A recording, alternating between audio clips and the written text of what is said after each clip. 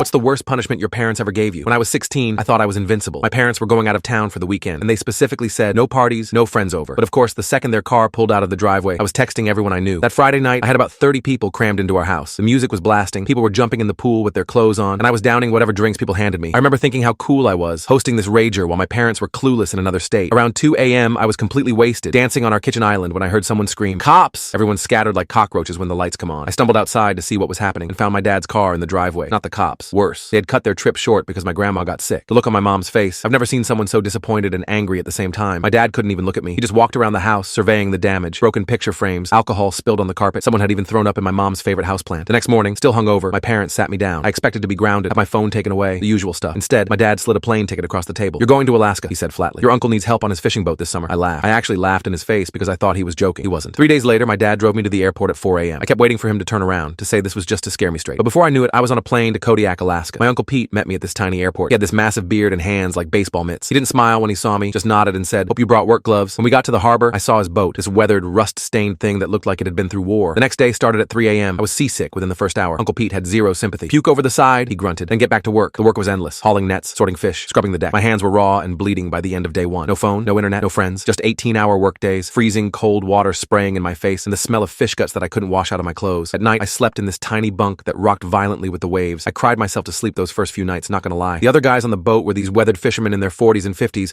who thought it was hilarious that this city boy was suffering so much. They made me do all the worst jobs, cleaning the nasty bathroom, handling the slimiest fish, scraping barnacles off the hull when we docked. 2 weeks in, I got the hang of it. My hands calloused over, I stopped getting seasick, and I could lift nets that I couldn't even budge when I first arrived. Uncle Pete started giving me slight nods of approval, which from him was basically a standing ovation. A month in, I overheard him on the satellite phone with my dad. "The kid's starting to shape up," he said. "Still soft, but he's learning." That was the first moment I felt something other than misery, a tiny bit of pride. By mid-July, I could tie every fishing knot, operate the winch, and navigate using the stars if needed. The other guys started treating me like part of the crew, not just some punk kid they were stuck with. We'd play cards at night, and they'd tell these insane stories about storms they'd survived and close calls with death. When August rolled around, I realized something strange. I didn't want to go home yet. The work was still brutal, but I felt like I was part of something real. On my last day, Uncle Pete actually shook my hand and said, "You're welcome back next summer, as paid crew this time." When I flew home, my parents picked me up at the airport. My mom burst into tears when she saw me. I'd lost 20 pounds and gained about twice that in muscle. My dad just looked at me for a long moment before giving me a hug tighter than he ever had before. That 3-month fishing boat punishment changed me more than any lecture or grounding ever could. I never threw another party at their house. Hell, I barely drank again in high school. Turns out the worst punishment my parents ever gave me was exactly what I needed.